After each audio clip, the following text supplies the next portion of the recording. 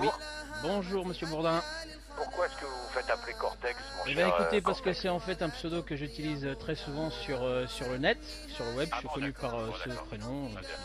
Très bien. Bon, vous avez suivi l'attaque, l'arraisonnement en direct sur une chaîne de télévision Absolument. turque. En fait, ça passait en stream sur une chaîne turque et il faisait en fait une sorte de communication par satellite. Et donc pendant de nombreuses heures en fait, la TSAL a essayé en fait de brouiller cette interception. Et donc nous avons eu des petites coupures, donc j'ai pu enregistrer un maximum quand même. Donc l'attaque en fait elle a commencé à partir de 4 heures.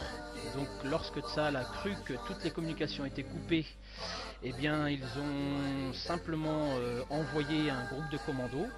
Donc il y avait 15 navires de Tsahal, plusieurs hélicoptères, des drones. Nous avons donc entendu nettement des F-16 parce qu'on avait une personne turque qui était sur le bateau avec qui on est rentré en communication. Et donc lorsqu'ils ont abordé donc, le bateau, ils l'ont fait par hélicoptère hein, et par Zodiac. Donc ils sont rentrés, ils étaient lourdement armés. Et ils ont tout de suite tiré sur le personnel, enfin sur les gens qui étaient sur le pont quoi, et personne n'était armé. Voilà.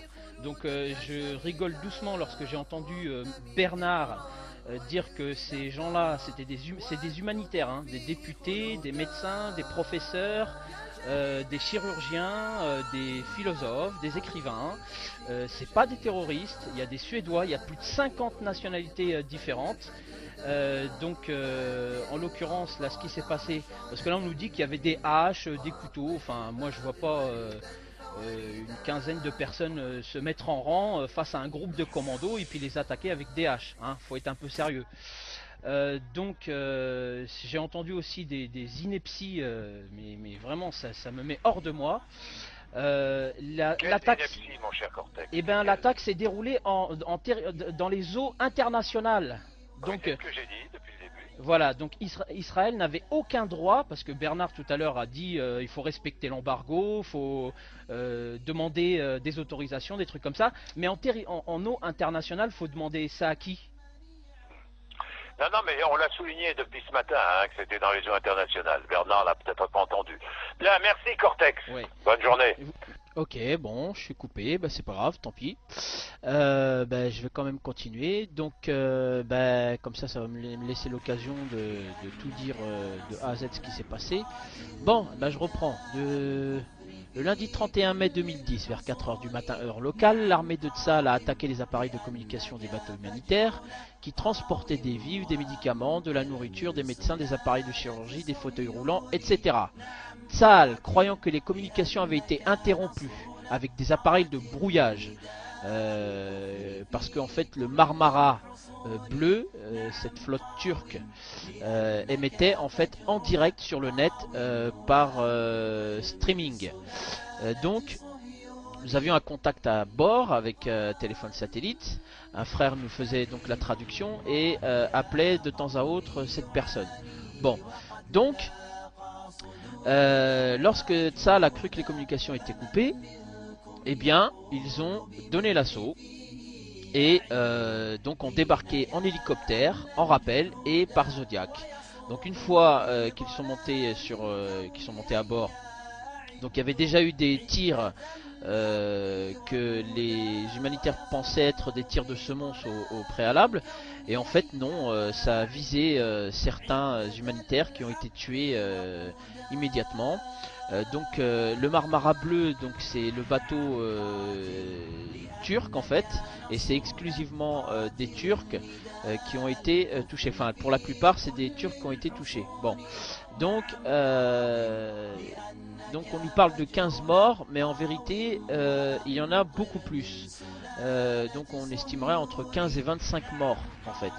Bon, il y a eu une trentaine de blessés. En tout, il y avait 15 navires de guerre, une dizaine d'hélicoptères, des F-16, des drones, afin d'empêcher un simple convoi humanitaire avec près de 50 nationalités sur le bateau. Donc, qu'est-ce qu'ils nous disent les Israéliens pour justifier cette action?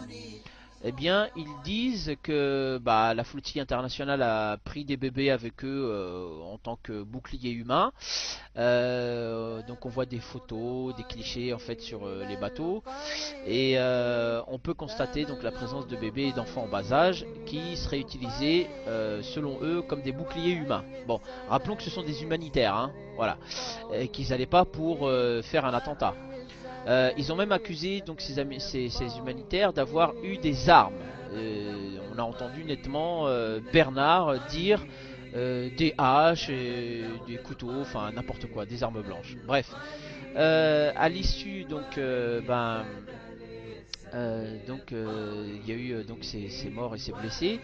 C'est donc Tsahal a décidé en fait de prendre le bateau et le ramener jusqu'à Haïfa, où a été construite une petite prison qui pourrait, une petite prison qui pourrait contenir en fait jusqu'à 1000 personnes, selon les infos qu'on a d'un ami palestinien. Et donc c'est là-bas en fait que vont être détenus, on va dire, l'équipage du Marmara. Bon, donc voilà, c'est ce que je voulais dire sur RMC, et je n'ai pas pu parce que j'ai été coupé précipitamment, parce qu'apparemment ce que je m'apprêtais encore à dire, j'ai même pas eu le temps de faire la pub pour mon blog qui s'appelle cortex-info.overblog.com, et donc voilà, bon, c'était une provocation selon certains. C'est là qu'on dit LOL. Voilà. Rappelons que Gaza, c'est un vaste Guantanamo qui fait 30 km pour 1,5 million de personnes.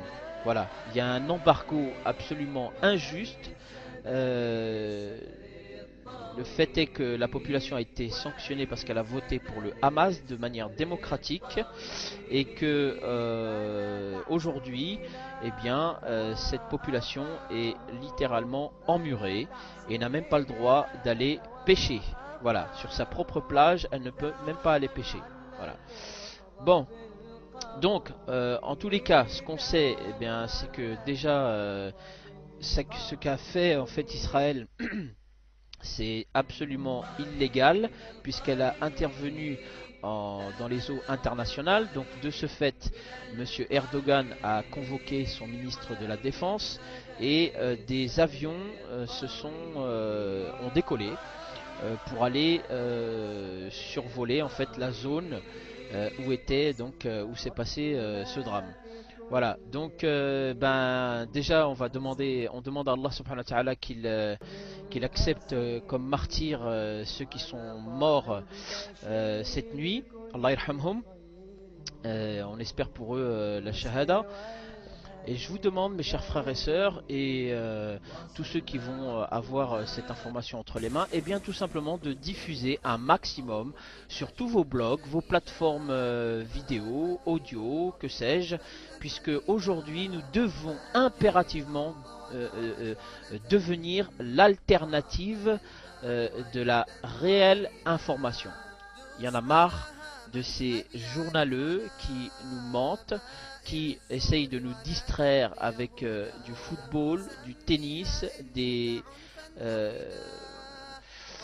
zapping et autres subterfuges pour nous dissimuler la vérité. Voilà. Autre chose, pour le débat public, il vous est possible de venir nous rejoindre sur Paltalk, section Europe, France, et notre room s'appelle Sirat Al-Izza, Sirat Al-Izza. Voilà. Donc Paltalk, c'est un logiciel de chat où on peut communiquer de manière interactive. On peut prendre aussi la parole avec le micro et dire tout simplement ce qu'on pense. Nous sommes très souvent le soir à partir de 20 h, et donc on est à peu près en moyenne une bonne cinquantaine, et ça peut aller jusqu'à 80-90 personnes et voire plus. Donc vous êtes les bienvenus. Si vous avez des choses à dire, à partager, pas de problème. Sachez par contre qu'il y a des modérateurs dont je fais partie, et qui ne laissent pas passer donc les gens insultants ou grossiers. Voilà. Barakallahu fikoum, et à très bientôt. Salam alaikum wa rahmatullahi wa barakatuh.